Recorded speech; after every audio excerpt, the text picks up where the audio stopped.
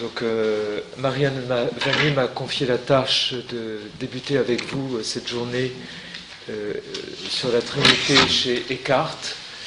Le programme étant initialement la Trinité chez Eckhart et Toller, deviendra ce matin la Trinité chez Toller et Eckhart, car je traiterai exclusivement de l'œuvre de Jean Toller, le disciple de Maître Eckhart, et nous envisagerons sa vision de trinitaire à l'aune de deux de ses sermons, les sermons 28 et 29, selon l'édition de Hugueny et Corin. Donc la photocopie qui passe entre vos mains, ce sont donc les sermons 28 et 29 de Jean Toller, dans leur intégralité. Nous les parcourrons au gré de quelques extraits pendant l'exposé.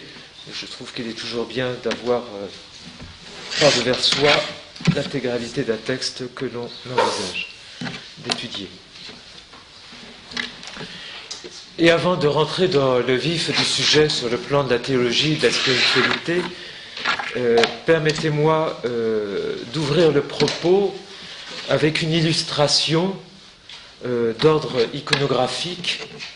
Il est vrai que je suis assez tenté de m'aventurer du côté des images.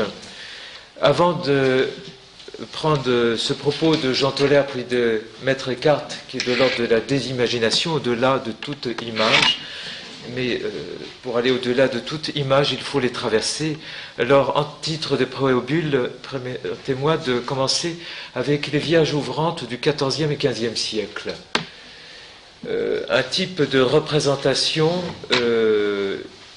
que vous connaissez peut-être d'ailleurs, puisque au musée de Cluny, ici à Paris, se trouve l'une de ces Vierges ouvrantes, dont on connaît nombre de spécimens, ou tout au moins ils étaient identifiés, en vallée rhénane.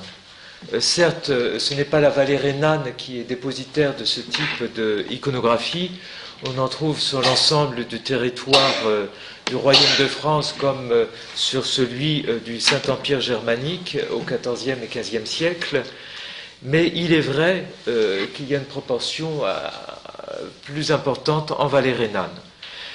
Sur vos feuilles, vous trouvez donc deux illustrations. L'une qui vient donc, c'est la Vierge ouvrante de Saint Matthieu de Morlaix, donc en Bretagne, et qui date de 1400, et l'autre qui est lacunaire, puisqu'il manque en fait l'intérieur, à savoir le groupe statuaire de la Trinité, qui vient de Kaysersberg, donc en vallée rhénane, le Oberrhein, Alsace, Haut-Rhin, et qui date de 1360.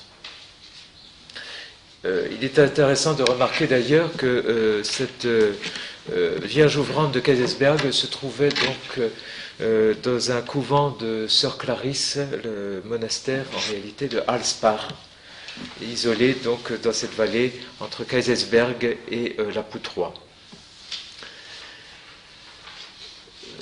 Inspirée donc de la dévotion et de la liturgie, l'étonnante Vierge ouvrante de l'abbaye d'Alspar révèle une difficulté inhérente à l'expression du mystère divin.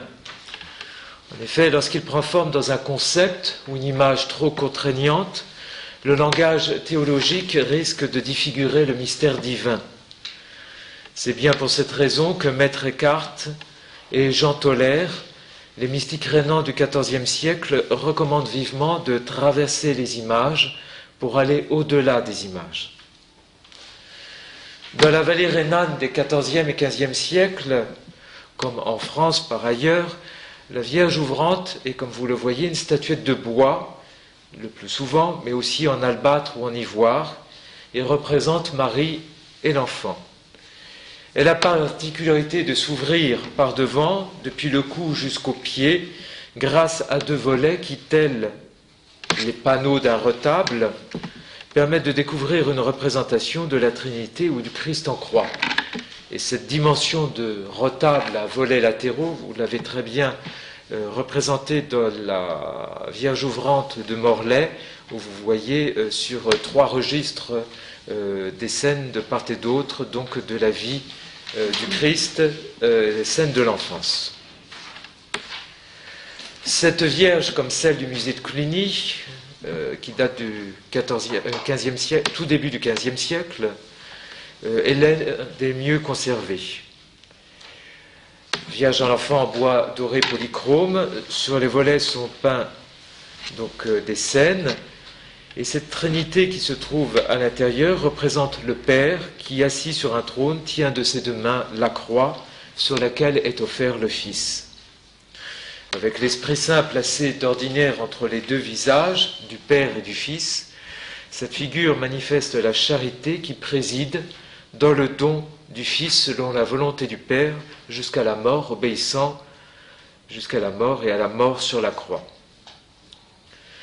Connue depuis le XIIe siècle, cette figure de compassion de Dieu est communément appelée le trône de grâce, selon une expression de Martin Luther, d'après Hébreux 4, verset 16, je cite, « Avançons-nous donc avec assurance vers le trône de grâce. » La Vierge ouvrante abrite donc en son sein l'essence du mystère divin, à savoir la communion divine. L'idée qui préside à cette représentation est séduisante, mais le message qu'elle véhicule prête à confusion. Car ce n'est pas l'essence du mystère divin qui immédiatement s'impose au regard, mais la représentation du fruit des entrailles de Marie. Imaginées par les artistes du XIVe siècle, les Vierges ouvrantes ont été jugées malséantes par les théologiens du XVe siècle, dont le célèbre Gerson, qui fut tant admiré et loué par Jean Geiler de Kaysersberg, le grand prédicateur de la cathédrale de Strasbourg au XVe et début du XVIe siècle. Chancelier de la Sorbonne, Jean Gerson est le théologien à qui l'Église doit, vous le savez, la réhabilitation de Jeanne d'Arc. Dans un sermon pour la Nativité, Gerson s'en prend à l'accusation d'idolâtrie que les Juifs adressent aux chrétiens fêtant Noël et s'en prend ensuite aux images qui égarent les simples en exposant l'écriture de travers. Je le cite. « Il faut veiller à ce qu'aucun récit faux ne soit peint. Je dis cela en partie à cause d'une image qu'on trouve chez les Carmes et d'autres semblables, qui ont une trinité en leur ventre, comme si la Trinité tout entière avait pris chair en la Vierge Marie. Je juge ces images dépourvues de beauté et de dévotion. Elles peuvent même provoquer l'erreur et l'impiété. » Comme en témoigne l'exemplaire que vous avez sous les yeux, et n'en déplaise à Jean Gerson, la Vierge ouvrante des XIVe et XVe siècles ne manque pas de beauté plastique. Cependant, dans ce qu'elle donne à percevoir du mystère divin, elle risque de susciter étonnement et incompréhension. Dans ce type de représentation, l'artiste donne forme, Bild en allemand, Bildung, une représentation, à une idée comme une à Hugues de Saint-Victor, Albert le Grand, saint Thomas d'Aquin, saint Bonaventure, qui dans leur ouvrage et traité spirituel aiment à dire que l'âme de Marie, en état de grâce, est habitée par les 3 personnes divines. Dans une hymne liturgique attribuée à Adam de Saint-Victor, Notre-Dame est même appelée Sancte Trinitatis Nobile Triclinium, c'est-à-dire noble couche de la Sainte Trinité. On l'appelle aussi Marie Trinitatis Thalamus, donc la chambre de l'épouse, donc à l'égard de la Trinité. C'est là donc une figure poétique fondée sur la parole johannique. Si quelqu'un m'aime, il gardera ma parole, et mon Père l'aimera, et nous viendrons à lui, et nous ferons chez lui notre demeure. Citation de Jean 14, verset 23. Si quelqu'un m'aime, il gardera ma parole, le Verbe, et nous reverrons cette figure du Verbe dans la notion de la naissance de Dieu dans l'âme ou de l'âme à Dieu chez Eckhart et Jean Toller. Il gardera ma parole, et mon Père l'aimera, et nous viendrons à lui, et nous ferons chez lui notre demeure. Une habitation divine. Chez les mystiques rénants, profondément marqués par le mystère de la communion divine et de l'inhabitation divine, le thème de la naissance de Dieu dans l'âme est une expression de cette inhabitation. Cependant, conformément à la doctrine des pères dans la foi, il s'agit d'une naissance du Verbe de Dieu, c'est-à-dire du Fils de Dieu, donc de la seconde personne de la Trinité, et non pas de la Trinité en elle-même. Car l'essence divine ne peut pas être le fruit des entrailles de la nature humaine. L'incréé ne peut pas être le fruit des entrailles d'un être créé. C'est en effet en Jésus-Christ que Marie est mère de Dieu, et non pas dans le Père. Ainsi, en invitant tout fidèle à traverser les images pour aller au-delà des images, Jean Tolère, dans sa prédication ordinaire auprès des moniales, auprès des béguines de la vallée rhénane, recommande donc d'aller au-delà de ce que les arts donnent à voir, avec plus ou moins de bienséance, et par conséquent de dépasser les limites du langage théologique et spirituel qui lui-même est à l'origine de ce type d'image. Dans les arts de la fin du Moyen-Âge, il est toléré que la Vierge contienne dans son sein l'enfant Jésus à l'état embryonnaire, et là on a quelques exemples notamment au musée de Bâle, pour matérialiser le mystère de l'incarnation, mais il n'est pas concevable qu'elle serve d'habitacle à la Sainte Trinité. Pour Jean Gerson et ceux qui avec lui et à sa suite se font les détracteurs des Vierges ouvrantes, dont le Concile de Trente, puis au XVIIIe siècle le pape Benoît XIV, le problème suscité par cette représentation n'est peut-être pas tant dû au risque que les fidèles croient la Vierge Marie, mère de la Trinité, qu'au risque de voir accuser l'Église de diffuser une telle erreur. Ainsi, à partir du XVIe siècle, ces vierges ouvrantes disparaissent des églises, des chapelles et des oratoires où la dévotion les avait suscitées.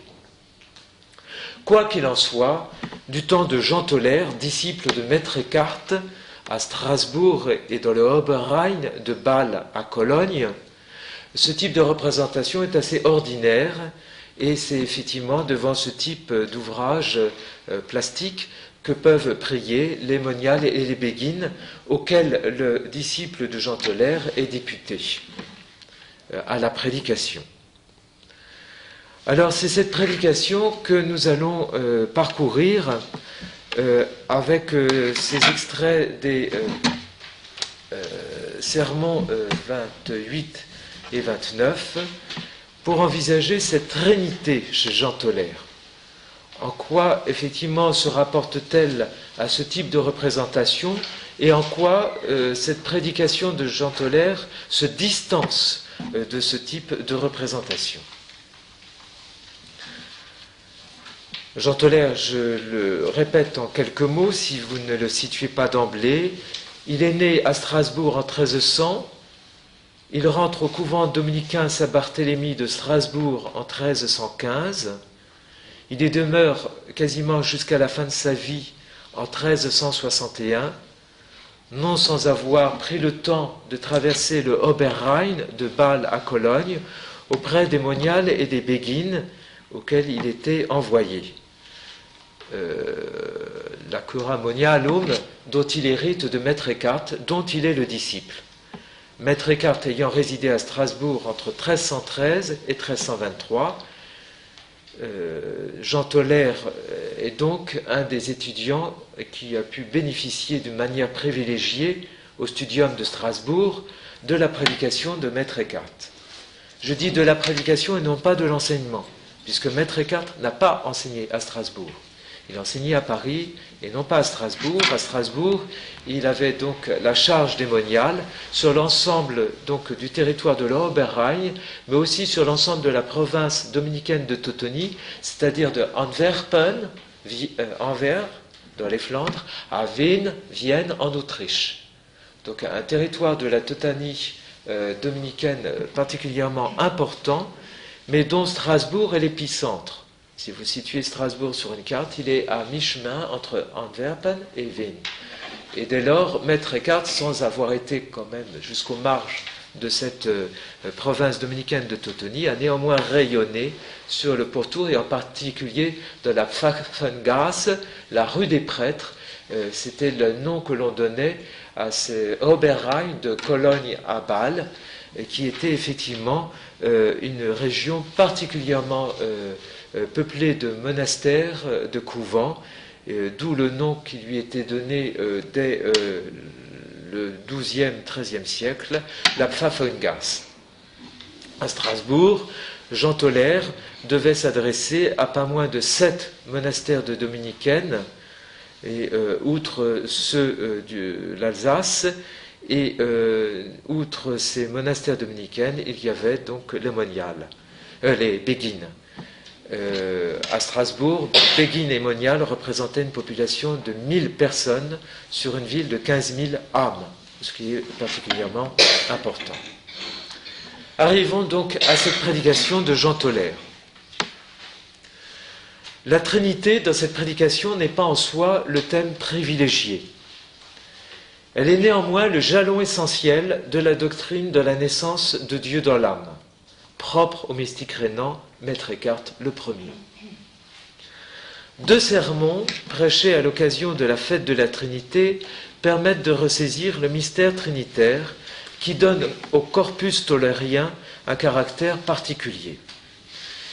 Il s'agit donc des sermons 28 et 29 de la numérotation de l'édition et de la traduction de Hugueny, Thierry et Corin, que vous pouvez trouver actuellement aux éditions du Cerf, dans la collection Sagesse chrétienne. Dans l'édition critique en Mittelerdeutsch Jean Tauler, par Ferdinand Vetter en 1911, les numéros de ces sermons sont respectivement 28 pour le 28 et 60D pour le 29. Donc si vous voulez vous reporter au moyen haut allemand, il faut donc envisager les sermons 28 et 60D de l'édition de Ferdinand Vetter. Alors, voyons plus avant cette prédication de Jean Tauler.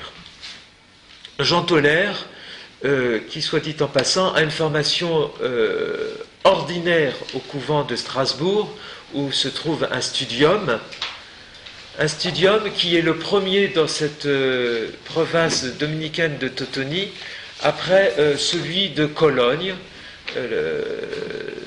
donc studium général de Cologne.